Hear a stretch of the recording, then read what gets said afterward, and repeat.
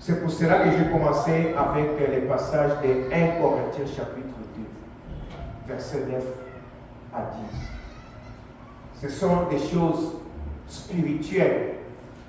Et ce qui se passe, c'est spirituel.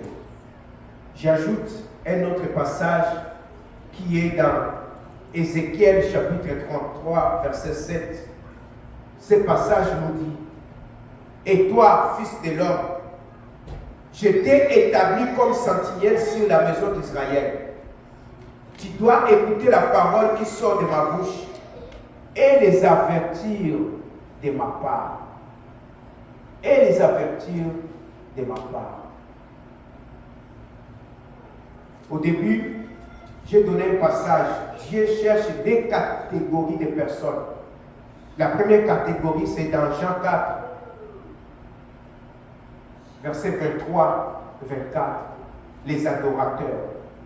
La deuxième catégorie, c'est dans Ézéchiel 22, verset 30. La deuxième catégorie de personnes que Dieu recherche, ce sont les intercesseurs. La parole de Dieu nous dit: je cherche parmi eux un homme qui élève un mur, qui se tienne à la brèche devant moi en faveur du pays, afin que je ne les détruise pas, mais je n'en trouve point. Je suis un homme comme tout autre homme. Alors, à un moment donné, je priais, je ne partais pas à l'église. Un frère m'a parlé d'une organisation qui se réunissait chaque année dans des pays différents, soit aux États-Unis, soit dans une province du Canada, soit en Europe. Et j'ai fait partie, j'étais intéressé et j'ai commencé à aller assister à ces rencontres annuelles. Et c'était, je pense, en 2013. La réunion se tenait à Montréal. Nous sommes rendus à Montréal. Et de là, à la fin, j'ai dit, je suis à Ottawa, je n'ai pas d'église. Je priais à Montréal. Et pas beaucoup longtemps, j'étais un pasteur de l'armée du salut qui m'avait beaucoup interpellé. Il n'a pas voulu me lâcher. Et quand je suis venu à Ottawa, il m'a suivi il m'a conduit, il m'a donné sa femme pour m'accompagner jusqu'à Gatineau.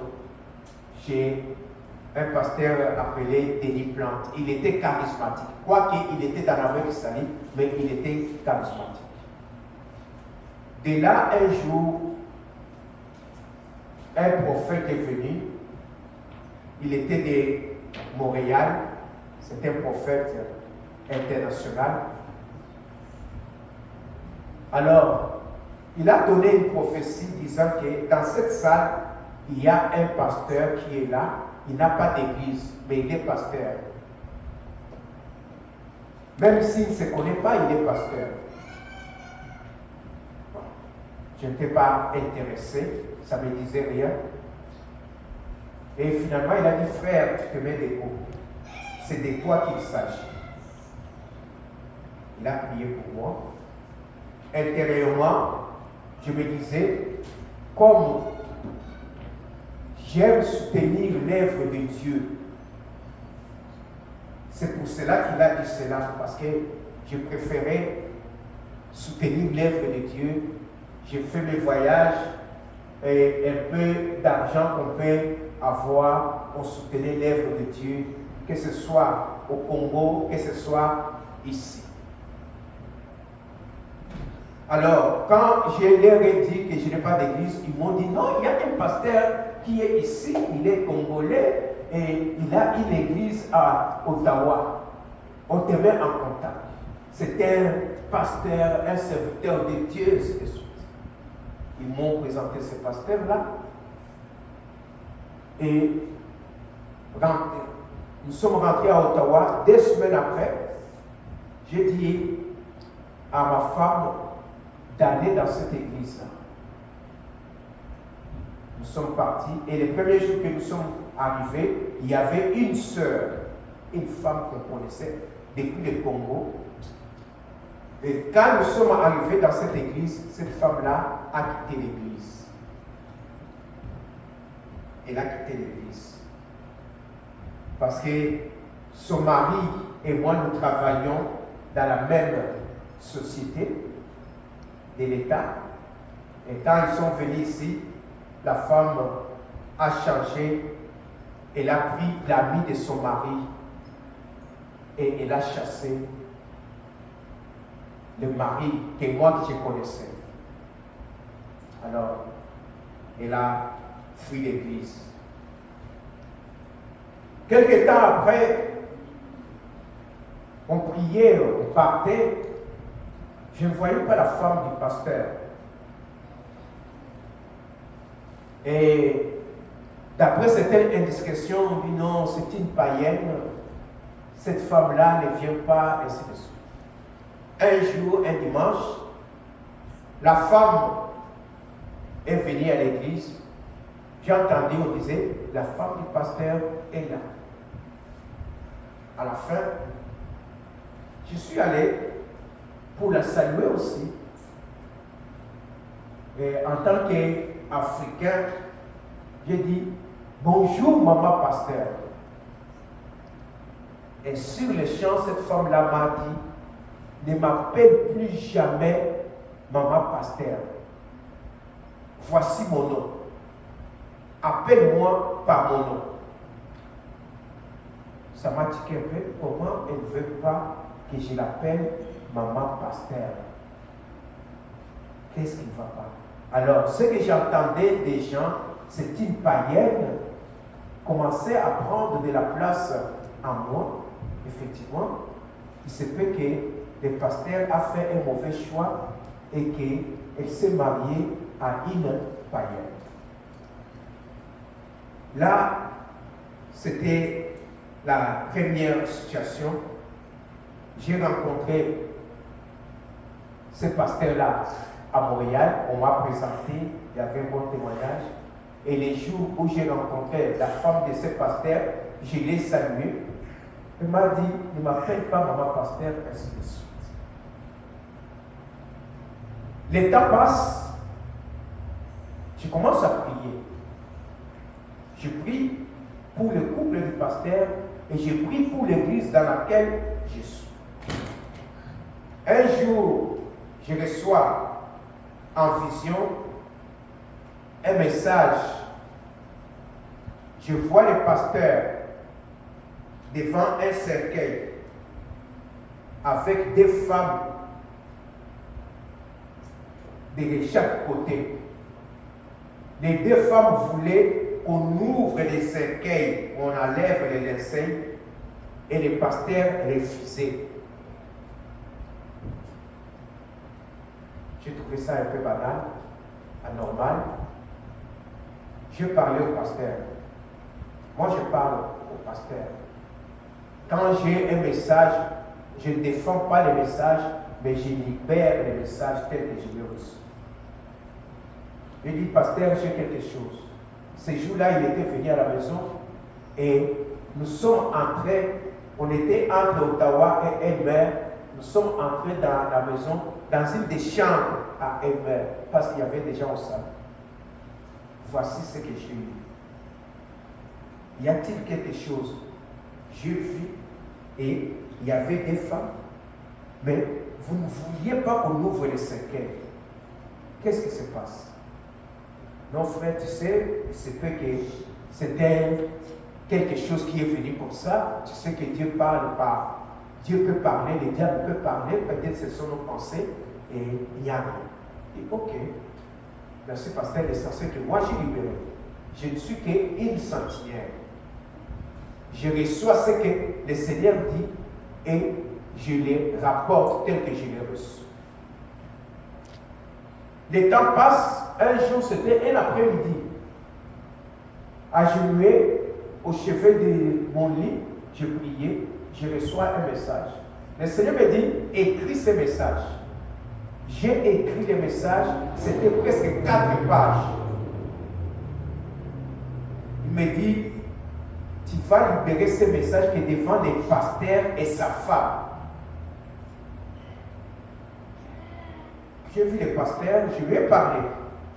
J'ai un message, mais Dieu m'a recommandé que je livre ces messages en ta présence et en présence de ta femme. On a trouvé rendez-vous, c'était sur Carmine. Et là, il y a un team. Nous sommes fixés rendez-vous là. J'ai libéré les messages que j'avais écrits, 4 pages. Moi, je ne connais pas leur vie. Comment ils se sont rencontrés. Mais Seigneur qui connaît la vie de chacun d'eux, les moments de fiançailles, comment ils se sont mariés. C'est ce que le Seigneur m'avait donné. Les débuts de leurs amours. J'ai libéré. La femme était étonnée.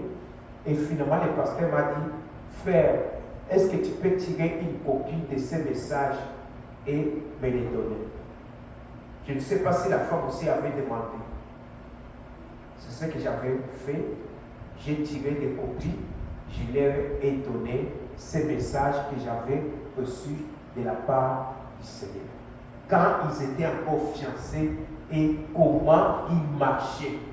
Et comment Dieu manifestait son amour envers eux. À l'église où je partais, il y avait une femme responsable du protocole. Elle était la toute-puissante. Elle connaissait tout ce qui se passait dans cette église. Et si on veut avoir qu'une décision qui soit prise, soit acceptée, il fallait chercher à voir associé cette femme-là. Je la voyais, et s'est approchée de moi, mais je suis resté tel que je suis, à l'écoute du Seigneur. Et finalement, je pose des questions. Pourquoi la femme du pasteur, même lorsque nous étions actifs, on n'a pas parlé d'autre chose. Quand j'ai libéré les messages, j'ai dit, si vous avez des choses à me dire, vous êtes libre. Sinon, c'est tout. Moi, je suis venu seulement libérer les messages. Le pasteur a demandé seulement que je fasse copie. Je voyais cette femme-là rarement. Elle ne venait pas tout le temps à l'église. Même par mois, je ne sais pas, parfois, par 2 mois, elle pouvait venir une seule fois. Et elle était toujours distante. Je pose, il y avait un conseil des anciens. Où est la femme du pasteur? Qu'est-ce que vous avez fait pour la femme du pasteur? La femme là qui est la responsable du protocole, elle a des enfants. Où est son mari? La réponse, tout le temps, la femme du pasteur c'est une païenne, c'est une femme au protocole. Alors, le mari de cette femme au protocole. Non, c'est un véritable irresponsable. Il vient seulement que pour faire des enfants. Quand il fait des enfants, il part, il laisse la femme enceinte. C'est nous, l'église, qui prenons la femme en charge pour la maternité et tout. C'est un véritable irresponsable. Frère, si tu as du temps, ces enfants-là que tu vois, ils ont besoin de câlins. Tu dois être tendre envers eux. Et parfois, faire des petits gestes, ainsi de suite. Ok. Mais qu'est-ce que vous avez fait? Avez-vous déjà parlé? Non, ce mari-là, tu vas passer ton temps pour rien. Et dans l'entretemps, en 2015, il y avait maintenant une activité annuelle à laquelle j'avais assisté à Montréal et il devait se tenir à Ottawa. On a organisé. Ma famille et moi, on a organisé, les sièges de l'organisation se tenaient chez moi. Nous étions à ce moment-là à Elmer.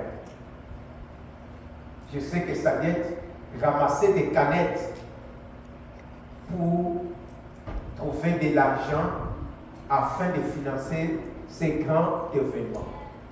J'ai reçu des pasteurs et une femme et sa femme à la maison. Ils étaient là.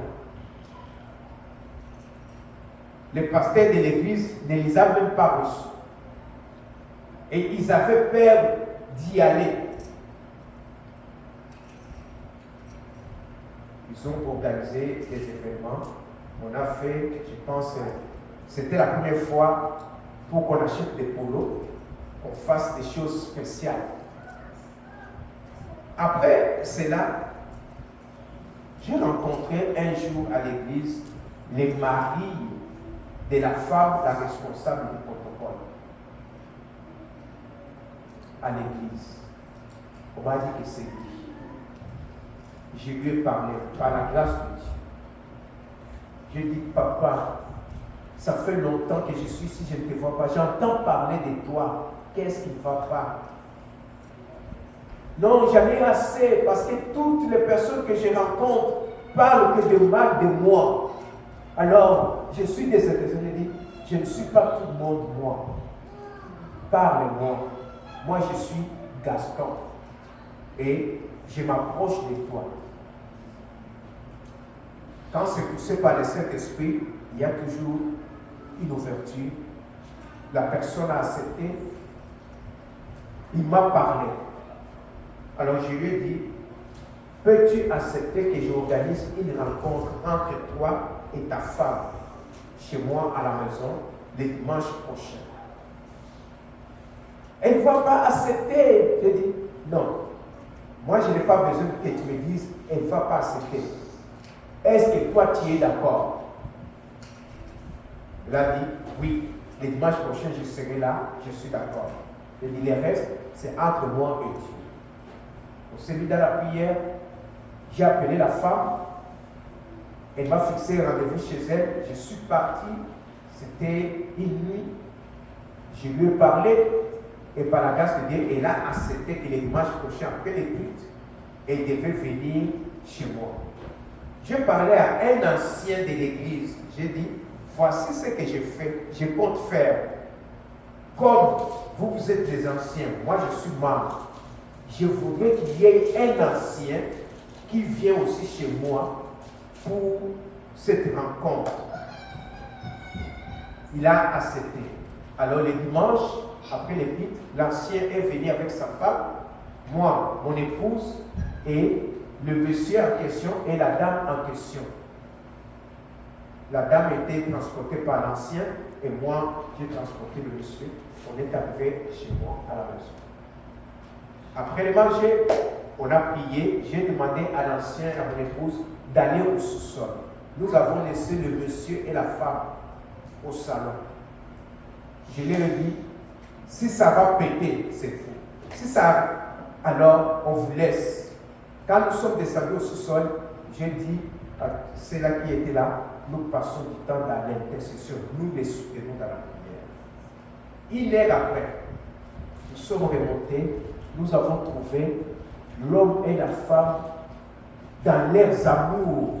Et le monsieur s'est permis même de s'élever, d'embrasser sa femme en notre présence. Là où on disait c'était un irresponsable, il a fui les toits conjugales, mais on sentait l'amour. J'ai dit, est-ce que ça va? Oui. Est-ce que tu rentres à la maison? Oui, je suis d'accord de rentrer à la maison, mais accordez-moi un mois. Après un mois, parce que j'ai un bail quelque part, je dois respecter. Ça va finir le mois prochain et je vais retourner à la maison. La femme dira, je vais lui donner les clés de la porte, il peut venir à tout moment. Nous sommes rentrés, les nouvelles se sont répandues. Le pasteur de l'église et son assistant, je n'ai reçu aucun mot pour me dire qu'est-ce qui s'est passé. Rien. Les conseils de l'église, rien. Sauf le frère là que j'avais pris, qui était au courant. Personne n'a dit quand. Je ne voulais pas des éloges, mais c'était le travail du Seigneur tout simplement. Je voyais les pasteurs de l'église. Pourquoi je disais, où est le mari de cette femme? Quand il y a des grandes manifestations là annuelles, les pasteurs de l'église où j'étais voyageaient avec les enfants de cette femme-là. Ils payaient les billets. Il travaille au gouvernement fédéral, il est directeur. Alors, il a assez d'argent. Il paye les billets d'avion pour ces enfants-là. Mais il ne paye jamais les billets pour sa femme, son épouse. Et il ne voyage pas avec son épouse. On continue à prier. J'ai dit, mais comment il est devenu pasteur? On m'a dit, non, la prophétie est venue de la Tanzanie. On a dit, tel nom, c'est lui. Et d'ailleurs, il y avait une vision. On a vu des femmes et les parents. Parmi les deux femmes, son épouse et une autre femme. Le pasteur a choisi l'autre femme. Et nous avons compris que le pasteur a choisi de servir Dieu. Et quand moi je prie, le Seigneur me dit, cela ne vient pas de moi. Quand j'appelle quelqu'un pour me servir, il doit m'aimer en premier.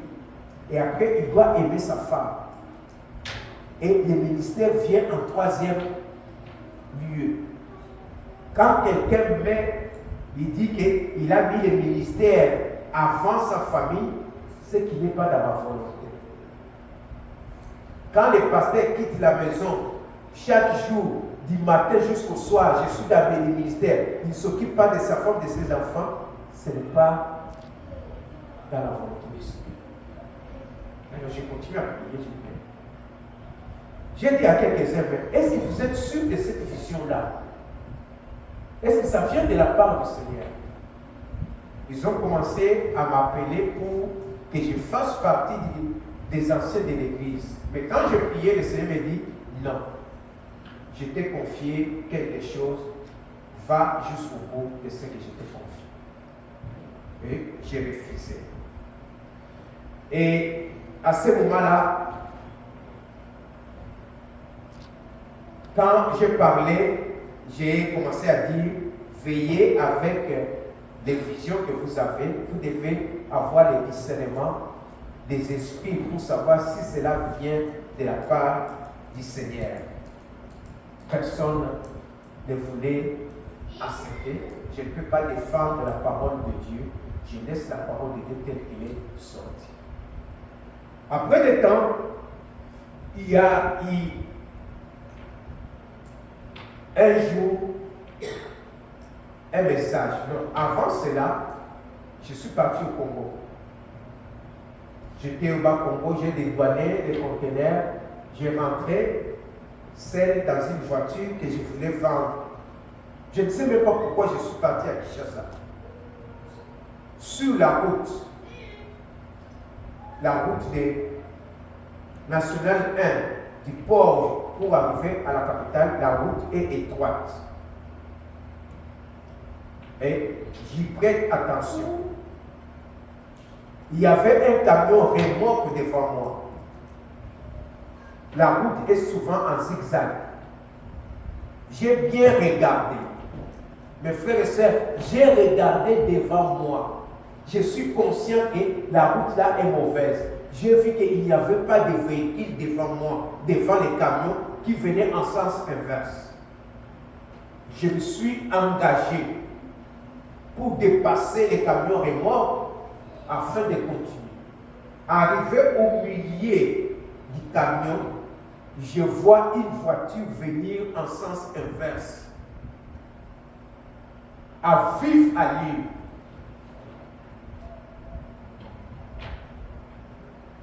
La mort, c'est une fraction de seconde.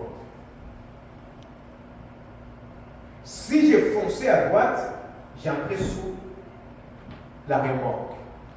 À droite, à gauche, il n'y avait pas possibilité parce que la voiture était déjà proche. Et je ne pouvais pas aller parce que la route est étroite, soit c'est les ravins ou un blocage. Tout ce que j'ai fait, en une fraction de seconde, j'ai fermé mes yeux. J'ai entendu des bruits, des cris. Et quand j'ai ouvert les yeux, j'étais devant les camions remorques, en train de continuer de rouler. Et l'autre voiture est passée, je ne sais pas comment elle est passée, ce qui s'est passé, je ne sais pas. C'est devant cette situation, je réalise que je venais d'échapper à une mort, que j'entends une voix qui m'appelle. Je saute, je réalise que je suis seul dans la voiture. Et la voix me dit Gaston, j'ai reconnu que c'est la voix de Dieu. Sais-tu pourquoi je t'ai laissé en vie? J'ai dit non. La voix me dit, je t'ai laissé en vie parce que je t'ai confié une mission.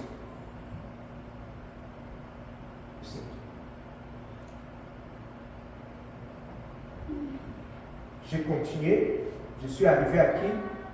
Et le lendemain, je devais rentrer. Mais curieusement, la voiture, je voulais la vendre. J'avais mis une étiquette à vendre. Des gens, je suis entré dans une parcelle. Quand je suis rentré, les gens sont venus. Où est la voiture qui était ici? Non, il était de passage. Non, il est à Matadi. Les gens m'ont suivi jusqu'à Matadi pour acheter cette voiture-là. Alors, retournons à ce que je disais. J'ai vécu. Quand je suis rentré ici, j'ai dit aux gens, j'ai un témoignage de ce voyage que j'ai fait. J'ai risqué la mort. Et c'était moi le fautif. Et Dieu a fait grâce. Mais voici ce que Dieu m'a dit. Il m'a dit qu'il m'a confié une mission. Je ne savais pas quelle mission. Après ce temps-là, les conseils voulaient que je puisse devenir membre. Je refusais toujours. Mais de 2014 à 2019, les pasteurs de l'église et moi, nous sommes devenus membres de la Ligue pour la lecture de la Bible. Donc, si les gens qui lisent la lecture de la Bible pour la Ligue, ils verront mes écrits, mon nom, parce que j'étais parmi les commentateurs de la Ligue pour la Bible, pour le monde francophone.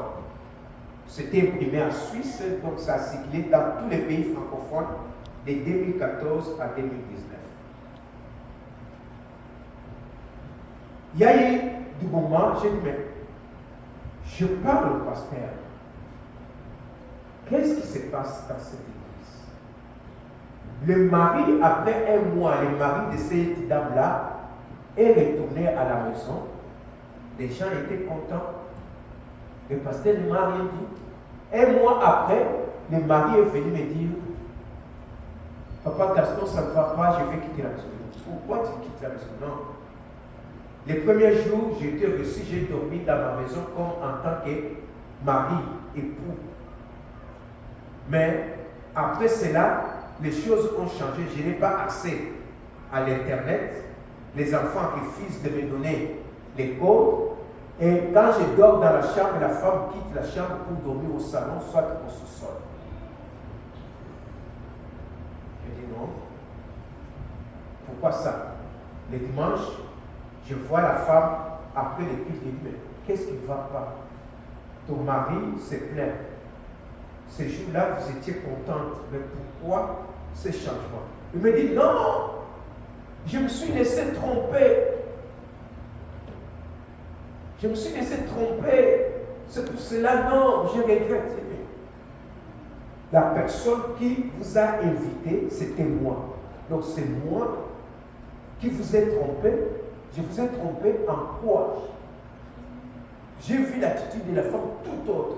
C'est comme si quelqu'un lui a donné des matières. Pourquoi tu as accepté que ton mari retourne à la maison? La femme était catégorique. Je me suis laissé tromper. Je ne laisserai pas, je n'accepterai pas que ce monsieur-là. Non, non, non. Je continuais à prier. En priant, le Seigneur me fortifiait. J'ai continué.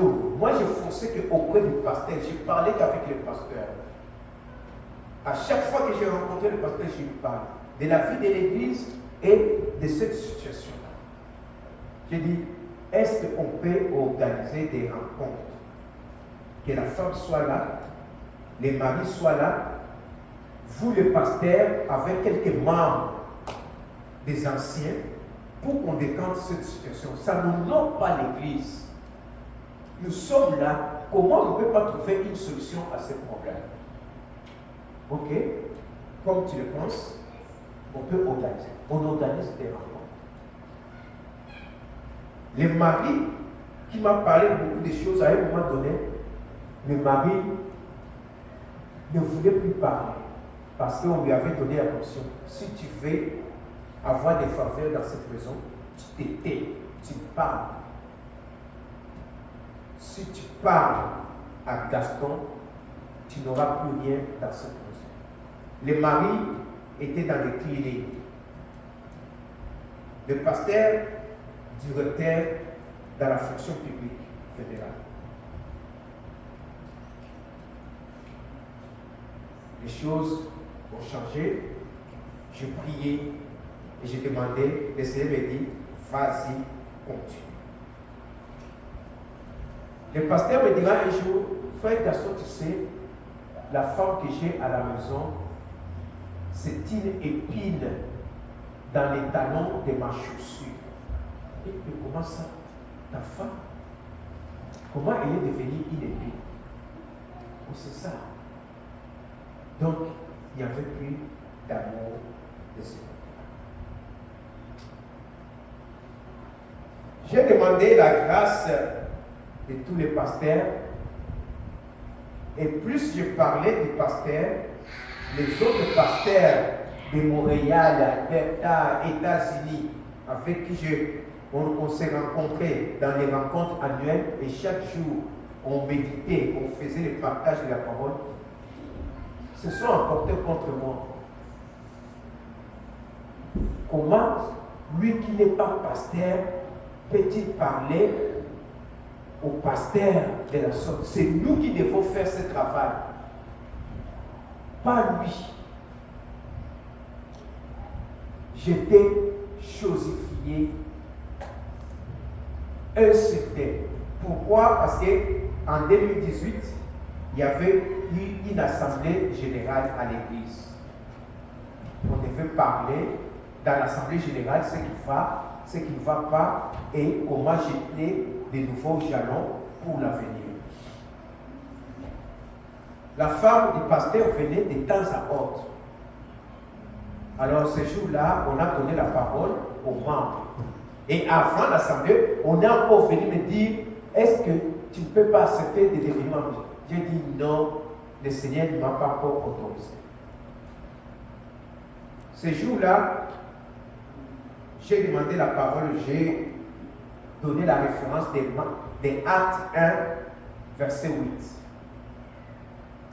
Vous recevez une puissance du Saint-Esprit venant sur vous, vous serez mes témoins à Jérusalem, dans toute la Judée et dans la Samarie et jusqu'aux extrémités de la terre.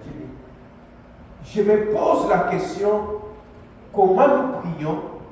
J'ai appris que le pasteur et sa femme, lors de l'ordination, on les avait imposé les mains ensemble. Mais comment la femme du pasteur n'est pas là? Moi, quand j'ai commencé dans cette église, je leur ai dit, j'ai 4 enfants. J'ai une femme et 4 enfants. Parmi mes 4, il y a 3 qui servent le Seigneur. Un 4e n'a pas encore donné sa vie à Jésus-Christ. Et je continue à prier pour ça. Mais comment la femme du pasteur, j'ai entendu, c'est une païenne, qu'est-ce qu'on a fait? Pourquoi le pasteur ne donne même pas des intentions pour prier pour cette femme? J'entends au fond de la salle une voix qui s'élève, Alléluia! Je retourne, c'était la femme du pasteur. Qui dit, au moins il y a quelqu'un qui a eu le courage de parler de moi en présence de tout le monde. C'était comme un revirement de situation cette femme qu'on parlait des païennes, qu'on traitait des païennes, ce jour-là, elle était là, elle dit, au moins il y a quelqu'un qui a parlé en sa faveur. Alors, il y a eu des gens, des membres du conseil, m'ont traité de n'importe comment, l'autre, il ne pouvait pas parler de ça, il y a des enfants. Je dis, mais quand vous avez organisé l'Assemblée générale, avez-vous séparé les enfants et les adultes? Je ne vois rien de quoi en scandale. J'ai demandé pourquoi les pasteurs ne commencent pas dans son Jérusalem pour que la femme, on prie pour la femme. Je sais que la conversion peut venir. Tout le monde ne peut pas se convertir au même moment. Si la femme n'est pas encore convertie, on prie, on sent qu'on a cette intention-là, on prie pour la conversion de la femme. Le dimanche prochain, on a fait 50 minutes de prédication tenues par le pasteur assistant pour inciter Gaston. 50 minutes. Je pense que mes enfants étaient là. Je voulais, au-dedans de moi, j'entends une fois prédire, ne bouge pas, ne réagis pas, reste jusqu'à la fin. Il fallait avoir du cœur. Donc, on te parle à toi, comme ça, vis-à-vis, en t'insultant. Oh, il est devant la chair. Gloire à Dieu. Et tous les pasteurs, parce que l'autre avait beaucoup d'argent, je soutenais cette œuvre-là. Mais personne ne voulait parler au pasteur de ce qui s'est passé. Parce que finalement, j'ai dit, mais pasteur, j'apprends que tu vis avec la femme là du protocole. Est-ce vrai? Qu'est-ce qui ne va pas? Est-ce la vision du cinquième? N'es-tu pas responsable?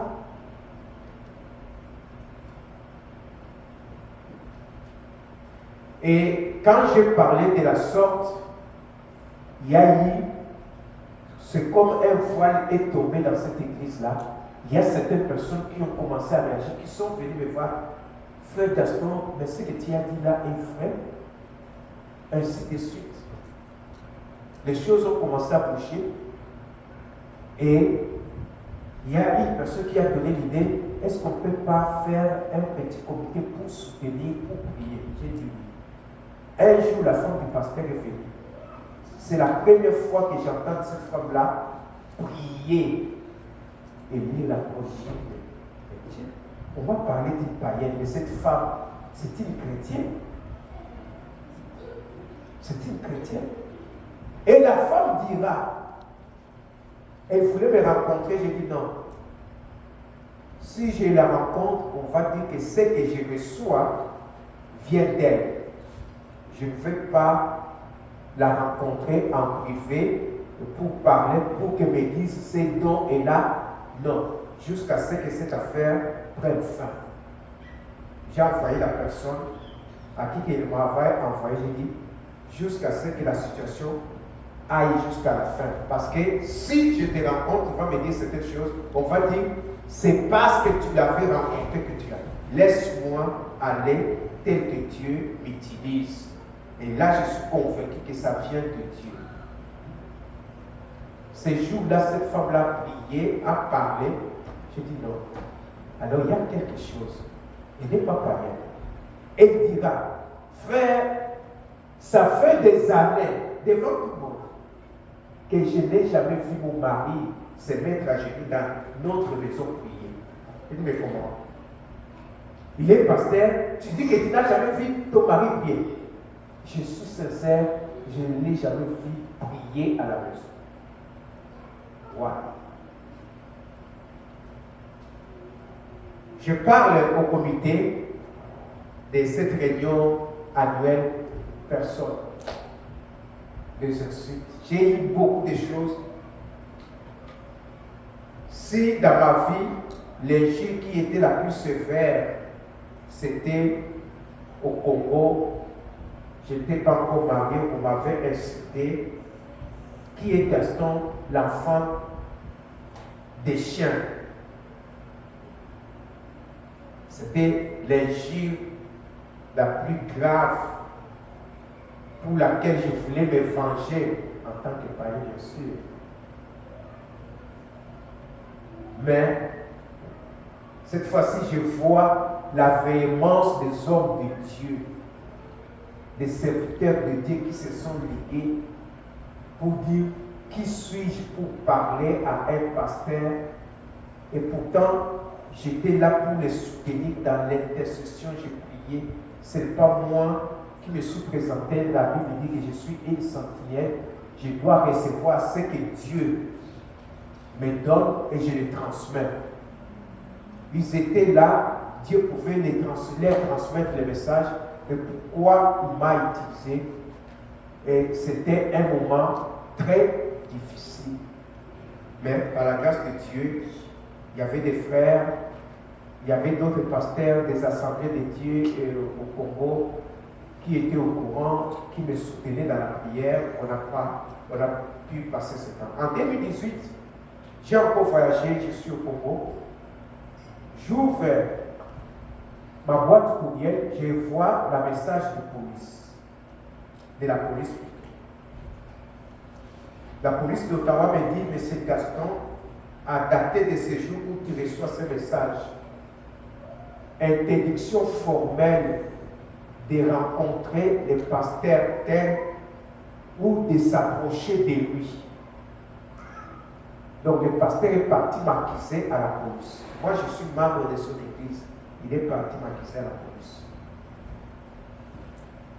Je rentre. Qu'est-ce que je dois faire? Je dis, ma femme, nous partons à l'église.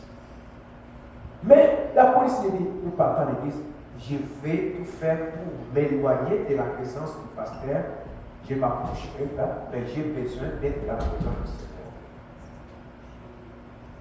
Ils sont partis. Le pasteur restait devant et moi je suis au fond.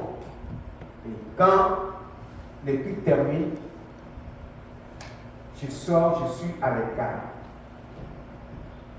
C'est à ce moment-là que je me disais, si je dois quitter, je resterai à la maison, je m'occuperai de ma famille pour la formation spirituelle. Et un jour, une nuit, dans une vision, je reçois le message. Je vois une personne qui m'appelle. J'ai un travail à te demander pour mon champ. Je dis à la personne, non, pas moi. Je connais quelqu'un qui va mieux faire ce travail-là pour ton champ. C'est celui-là que je vais aller chez. Il dit, arrête. C'est de toi que je parle. Je n'ai pas besoin de ce quelqu'un. C'est toi que je vais dans mon champ. Sais-tu les études que tu as faites? C'est à ce moment-là, mes frères et sœurs, que je me suis souvenu que j'avais fait des sciences pastorales à l'université Saint-Paul. Tout ce qui s'est passé, aucune idée, parce que je disais, je ne serai jamais pasteur. J'ai encadré, les enfants que j'ai encadrés sont devenus des pasteurs. Alors, je disais, pourquoi je vais soutenir l'œuvre de Dieu tout simplement? J'ai dit oui, je sais ce que j'ai fait comme étude. Il dit, ok, voici, je te donne les GPS. Prends-les. Je prends quelque chose comme. Il m'a dit, je te donne les GPS. J'ai pris ça dans ma main. Et je ne sais pas à quoi ça ressemble. Il me dit, ça va te permettre. Il me montre, nous étions dans un grand champ. Ça va te permettre de ne pas te perdre, afin que tu retrouves toujours mon champ. Et d'être dans mon champ. Et de ne pas être dans un faux champ. J'ai dit, ok, comme tu m'engages, quel est mon salaire? Et je me suis levé. Je n'ai pas eu de réponse concernant les salaires. Je me suis levé. J'étais toujours dans cette église-là. Et à un moment donné, j'ai conduisais, ces songes venus, j'ai dit, ma femme, voici ce que j'ai eu. Je t'avais répondu. Elle dit, mais tu ne vois pas que c'est le travail du Seigneur, les choses, c'est le travail du Seigneur.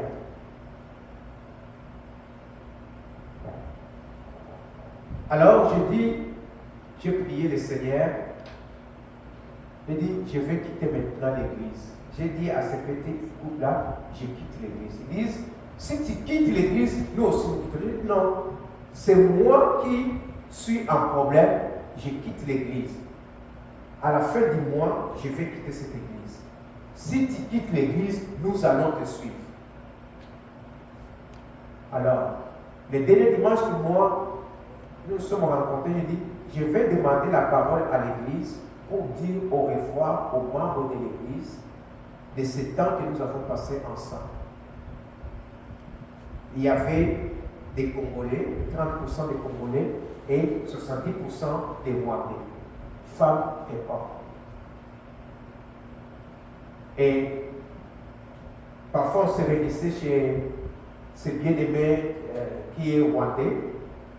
Il avait fait un accident, Un jour, je l'ai connu, toujours dans le cadre de l'église, on disait la rencontre de papa, toujours en chapeau.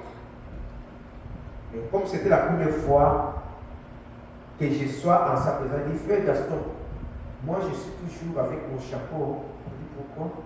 Non, j'ai fait un accident, il y a une cicatrice sur ma tête, alors j'ai mis le chapeau pour être à l'aise. Je lui ai dit, qui t'a sauvé de cet accident? Oh, c'est Dieu.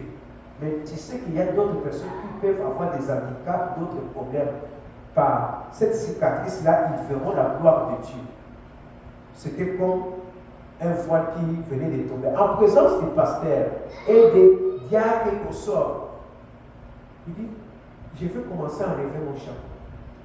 Parce qu'on peut prêcher la parole. Il est devant, toujours en chapeau. On dit, c'est normal. Je dis, c'est pas normal. Et ce frère-là a commencé à lever son chapeau et il était à l'aise. Il s'est accepté tel qu'il était.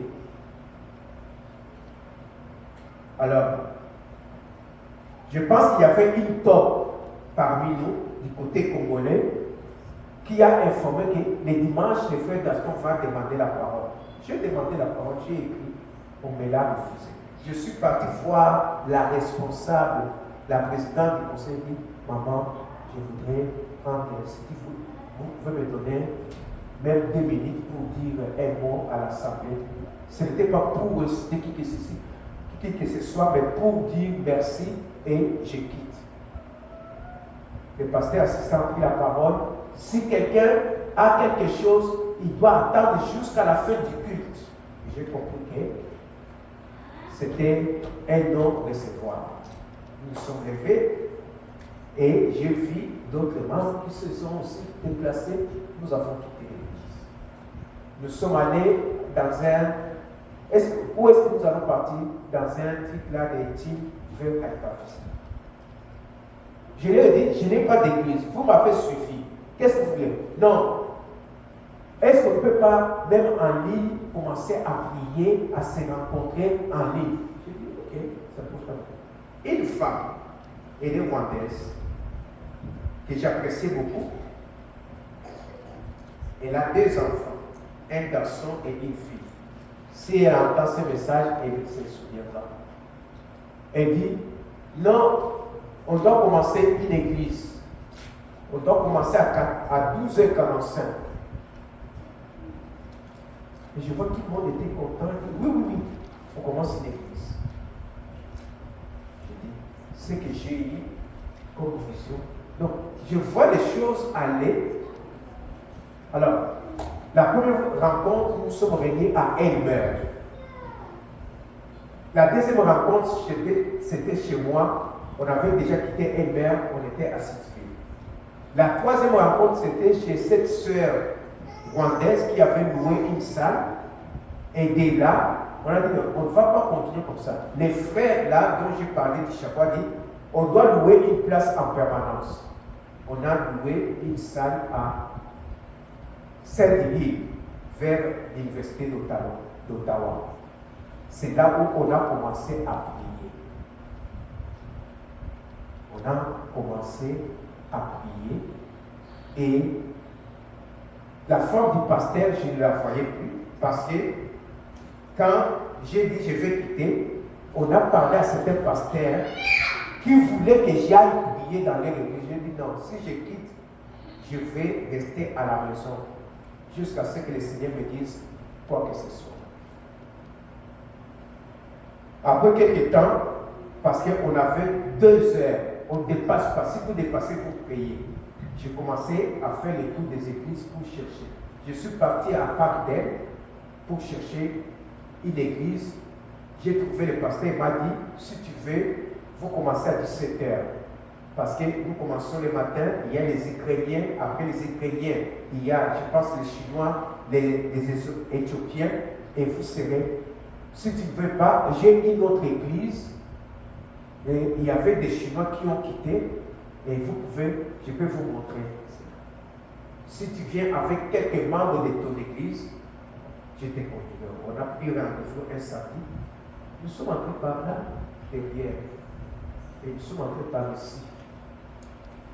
Je passais par ici, je ne savais même pas qu'il y avait une église. Il dit, c'est ça l'église.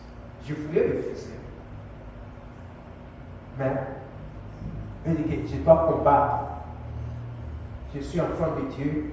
Je ne dois pas laisser les talons au diable. C'est le diable qui doit fuir. C'est ainsi que nous sommes venus.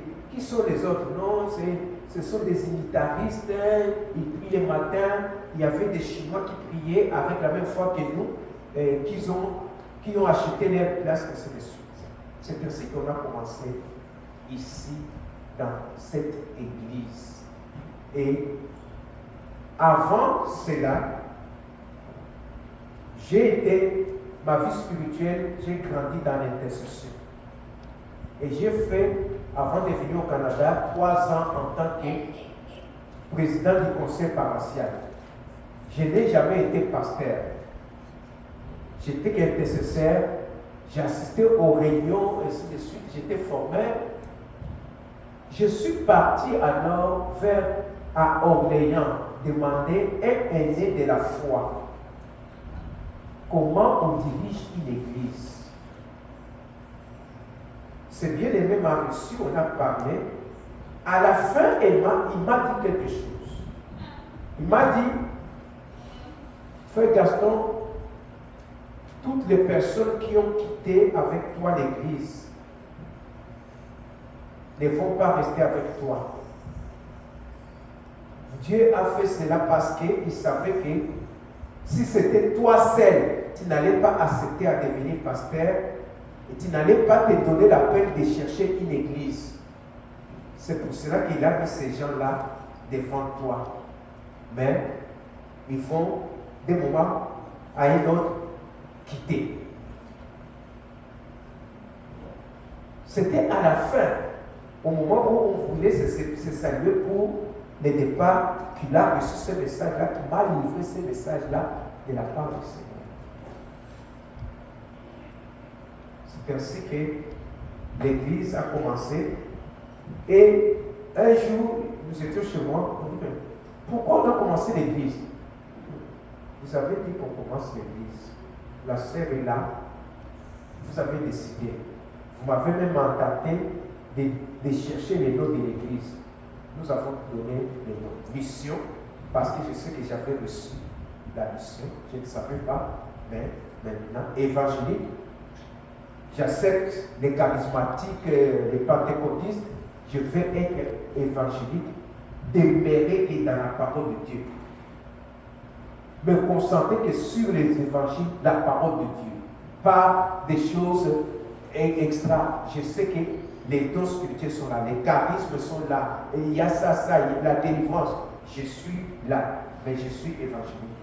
Et puis, le nom du Seigneur Jésus.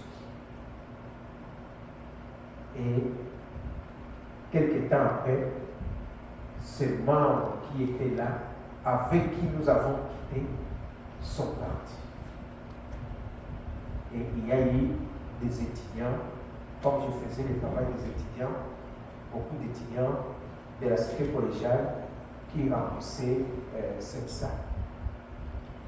Voilà, en bref, pour ne pas abuser de votre temps, comment je suis devenu pasteur. Et les pasteurs en question, je ne sais pas s'il est toujours là ou pas, et la femme, et Dieu a fait grâce que quand le pasteur niait, je ne connais pas cette femme, il a mis de cette femme responsable du protocole qui lisait les messages. Et cette femme à qui cet ami lui partageait tout, elle a gardé les secrets. Et finalement, il dit, Papa Taston, je vais dire la vérité. Le Seigneur me pousse à dire la vérité. Ce que toi tu as reçu, mais moi j'ai des preuves probantes que le pasteur vit avec tel. J'ai des preuves probantes et mon ami, je lui ai dit, pourquoi tu fais ça? Elle a donné des raisons que je ne peux pas donner ici. Et elle a donné cela. Mais toute la congrégation des pasteurs et d'autres qui connaissaient, au lieu de faire asseoir la personne, de lui parler, parce que Dieu ne désire pas la mort du pécheur, mais il veut que les pécheurs se répandent et retournent à l'Éternel des amens. Il voyait les présents que l'autre leur donnait. La vie chrétienne n'est pas une affaire d'argent, de biens matériels, des maisons. C'est quelque chose d'interne. Où tu es chrétien, où tu ne l'es pas. Que tu aies mangé, que tu aies des habits, que tu sois beau ou belle ou quoi. Non, ce n'est pas ce qui compte, c'est ce qui vient du fond du cœur. Et ces pasteurs se sont séparés, ils ont vendu la maison, ils ont divorcé avec la femme. J'ai appris que sa femme-là s'est démariée et se retrouverait à Montréal. Et on dirait que la femme-là du protocole est tombée malade ou AVC. Je n'ai pas vérifié. Le pasteur assistant qui a fait 50 minutes pour m'inciter à divorcer avec sa femme, il y a eu beaucoup de choses, mais je me suis tenu devant que l'église qui est petite, je fais le travail du Seigneur. Je fais ce que le Seigneur m'a dit. Et je pouvais, de lundi à samedi, préparer des messages. Il y a la méditation, la plateforme méditation de la parole de Dieu. Je le faisais. Je peux tenir la Bible comme ça. C'est comme si quelqu'un est en train de te parler, tu reçois le message, tu écris. Quand je parlais, le GPS, c'est quoi? C'est la parole de Dieu. C'est la parole de Dieu qui doit me guider. Je ne dois pas me contenter de ce qui brille. Tout ce qui brille n'est pas de l'or. Donc c'est la parole de Dieu qui est ma base. C'est ainsi que j'ai accepté de servir l'Éternel et il me donne la joie. Et lorsque, parfois quand je regarde, je dis dans cette église, prions, payons, cotisons pour le loyer. Je ne reçois pas de salaire. Je sais parce que quand j'ai posé la question, et que dit de mon salaire, que dit-il de mon salaire, je me suis réveillé. Donc Dieu sait lui-même comment il va faire, tout simplement que moi je marche dans l'obéissance. C'est ce que je voudrais aussi que les membres de cette église marchons dans l'obéissance. Aimons Dieu, servons Dieu, engageons-nous réellement à servir Dieu et nous verrons la gloire de Dieu. Mais si nous suivons les choses parce qu'on a dit, parce que d'autres paraissent, nous allons nous perdre dans les champs. Demandons la grâce de Dieu de demeurer dans la saine doctrine. il y a les dons spirituels, il y a beaucoup de choses. L'église que je dirige, c'est ainsi que j'ai été ordonné, non pas ici, parce que quand j'ai programmé l'ordination, notre parrain de mariage, mon encadré spirituel était aux États-Unis. On a acheté les billets. Mais nous étions dans la période de confinement. On a décrété confinement aux États-Unis, au Canada. Et après, on a libéré le confinement aux États-Unis. Il ne pouvait pas rester. Il est rentré en Côte d'Ivoire. Et il devait y avoir les baptêmes, la Sainte Seine. Je me suis dit, soit je pars à Abidjan ou je pars au Congo. Mais plus à Matadi dans la province parce que c'est là où j'ai plus de ministères. C'est ainsi que j'ai été ordonné à Matadi dans une des églises des assemblées de Dieu de la Borde. Et c'est là où j'ai été ordonné. Et retourné ici, on a célébré cela ensemble. Voilà un peu la petite histoire de celui qui est votre pasteur, comment je suis devenu pasteur. Pas parce que je voulais avoir quelque chose, mais le Seigneur qui m'a jugé utile, moi qui étais considéré comme une chose vile, mais il a voulu que je puisse paître ses brebis.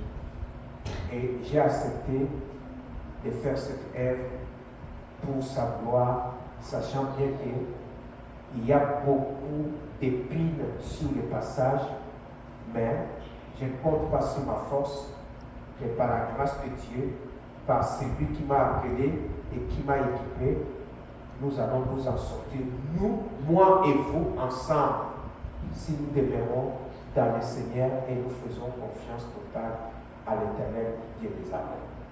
Que Dieu bénisse sa parole. Amen.